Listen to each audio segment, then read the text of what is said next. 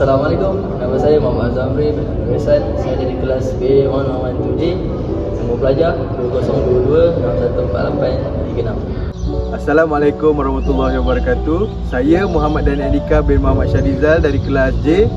Nombor pelajar 2022-870468. Assalamualaikum warahmatullahi wabarakatuh. Saya Nur Azra Batisha binti Muhammad Arif. Nombor pelajar 2022-869-608 dari kelas N5BA1112J. Nama saya Nur Adaizati binti Rosman. Nombor pelajar 2022-849554 dari kelas N5BA1112J. Nama saya Nur Nabila Jasmine binti Syaharuddin dari kelas BA1112J. Nombor matrik 2022-877414. Jadi, hari ini kami akan membentangkan mengenai isu LGBT di Malaysia. LGBT merujuk kepada cara hidup yang diamalkan sekelompok golongan masyarakat dari sesetengah negara barat yang menerimanya seperti Amerika Syarikat dan Argentina. Tetapi ada juga sesetengah negara lain yang menentang amalan cara hidup ini. LGBT adalah singkatan bagi perkataan lesbian, gay, bisexual dan transgender. Istilah ini diwujudkan bertujuan untuk menekankan kepelbagaian budaya yang berdasarkan identiti seksual serta jantina. Isu ini bukanlah merupakan isu yang baru dalam kalangan sesetengah negara. Malahan, isu ini dikatakan telah lama menjadi topik yang sering dibincangkan oleh pelbagai institusi. Penglibatan golongan LGBT semakin membimbangkan dalam kalangan masyarakat. Gejala ini semakin menular, tidak hanya terbatas dalam kalangan dewasa sahaja, tetapi turut mempengaruhi remaja yang masih di bangku sekolah. Asal-usul LGBT di Malaysia. Fenomena ini pertama kali terjadi pada zaman Nabi Lut AS. Menurut kaum transgender, kisah cerita sesama jenis sudah ada pada masa peradaban kuno, iaitu pada zaman Yunani kuno. Setelah Perang Dunia Kedua, kelompok homoseksual ini muncul kembali dan memulai pengaruhnya di dunia barat seperti Inggeris, Perancis, Jerman, Belanda dan Amerika Syarikat. Golongan LGBT di Malaysia ini sudah mula menapak sejak pada awal tahun 1980, dan pada 1990-an, golongan ini terus berkembang di Malaysia dan melebarkan diri mereka sebagai lesbian, gay, bisexual dan transgender.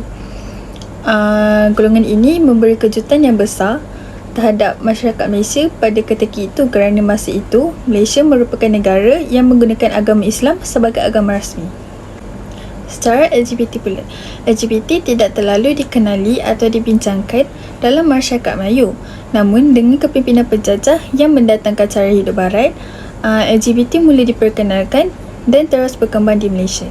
Pada tahun 1930-an, kuasa penjajah Inggeris memperkenalkan undang-undang yang melarang aktiviti homoseksual di Malaysia dan dikekalkan selepas negara merdeka pada tahun 1957.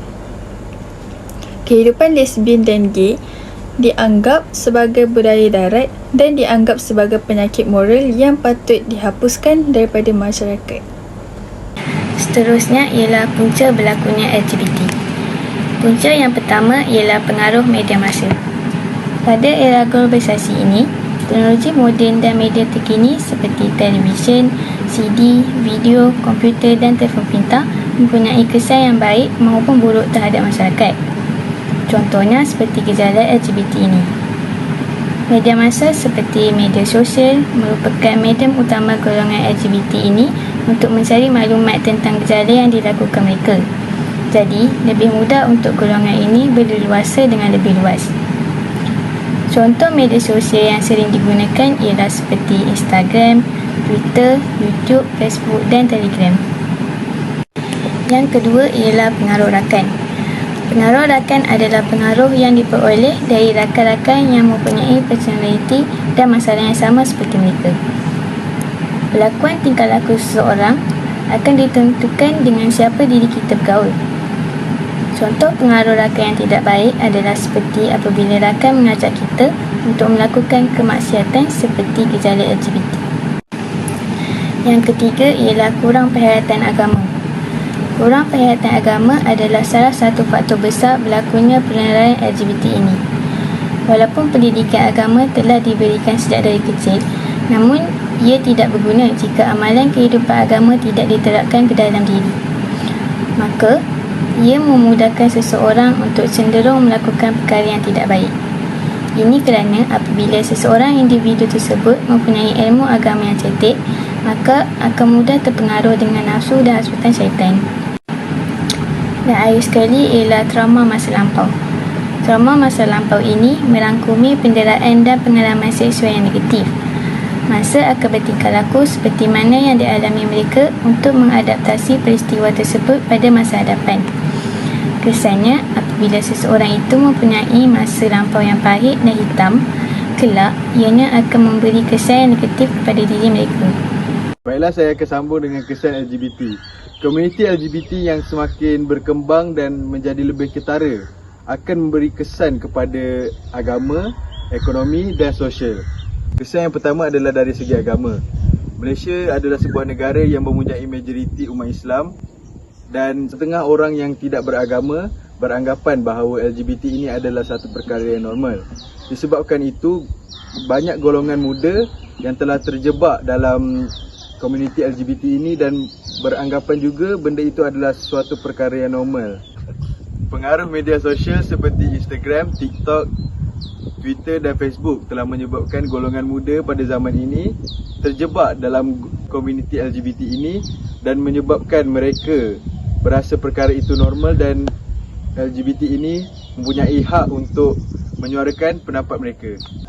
Oleh itu, jika golongan ini semakin berleluasa, agama Islam akan dipandang rendah dan ajaran Islam akan hanyut di telan zaman. Hal ini demikian kerana mereka lebih mementingkan kehidupan yang bebas daripada hidup berasaskan Al-Quran dan As-Sunnah.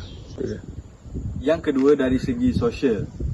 Walaupun golongan LGBT ini tidak mendapat sokongan penuh dari kerajaan, namun mereka mempunyai hak untuk menyatakan pendapat mereka secara bebas. Ini boleh membawa kepada masalah dalam jangka masa yang panjang, kerana ia boleh menormalkan norma budaya yang tidak bermoral. Perkara ini boleh menyebabkan mereka mengambil kesempatan atas hak kebebasan bersuara, tapi atas sebab-sebab yang tidak baik untuk masyarakat dan juga agama. Akhir sekali, dari segi ekonomi. Sebenarnya LGBT ini tidak memberi kesan kepada ekonomi, namun diskriminasi terhadap LGBT dapat memberi impak yang besar kepada ekonomi. Gaya hidup LGBT akan menyebabkan penurunan tingkat kelahiran di sesuatu negara. Jika penurunan tingkat jumlah kelahiran, maka jumlah tenaga kerja akan berkurang dan dapat memperlambatkan pertumbuhan ekonomi.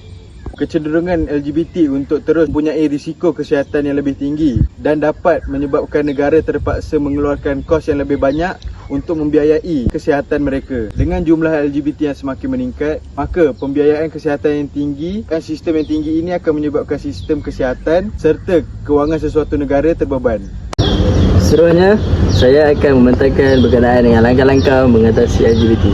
Antara langkah-langkah untuk mengatasi LGBT adalah melalui peranan kerajaan. Kerajaan haruslah menganjurkan kempen, seminar dan kem bagi mendekati golongan berkenaan dalam usaha memanteras gejala yang keji ini. Dengan menyantuni golongan itu, ia dapat menarik golongan itu daripada terus mengamalkan gaya hidup songsang ini. Selain daripada itu, kerajaan juga telah menubuhkan jawatan kuasa bertindak, iaitu Task Force bagi menangani isu LGBT ini. Ianya dilihat dapat memberi fokus yang khusus terhadap golongan-golongan ini. Langkah seterusnya adalah peranan ibu bapa dalam menguasai anak-anak pada setiap masa dengan mengurangkan mengejar kerja dan meluangkan masa bersama anak-anak yang tercinta. Selain itu, pendidikan agama dan insaniah dalam keluarga amat penting bagi membendung masalah LGBT ini. Penerapan ilmu agama dalam diri seseorang akan membantu dalam membentuk diri yang baik. Sokongan moral juga penting bagi memastikan ahli-ahli keluarga mempunyai matlamat diri yang jelas. Langkah terakhir yang boleh saya dapat sentuhkan ialah melalui media massa. Media massa perlu mengadakan kempen melalui media massa elektronik seperti televisyen. Iklan dan rencana mengenai isu LGBT dan cara membasminya haruslah dipaparkan untuk pengetahuan masyarakat umum. Antara kempen yang boleh diadakan bagi membasmi gejala ini ialah jom perangi gejala LGBT dan hidup sihat tanpa LGBT. Sebagai kesimpulan, LGBT adalah kumpulan manusia yang wujud di seluruh dunia. Kumpulan ini dianggap kumpulan minoriti yang mana bukan sekadar hidup dengan cara yang salah, malah turut memperjuangkan cara hidup tersebut supaya diterima masyarakat secara global. Oleh itu, LGBT ini boleh didefinisikan sebagai golongan yang menyalahi norma akal manusia. Undang-undang LGBT juga perlu diperketatkan lagi untuk membanteras gejala ini daripada terus menular dalam kalangan masyarakat. Walaupun golongan ini amat sukar dikenali, ia tetap perlu dibendung melalui kempen kesedaran yang berkesan serta melalui kerjasama antara badan-badan NGO. Setiap masyarakat perlu mengingati tentang kesan-kesan negatif daripada mengamalkan LGBT ini.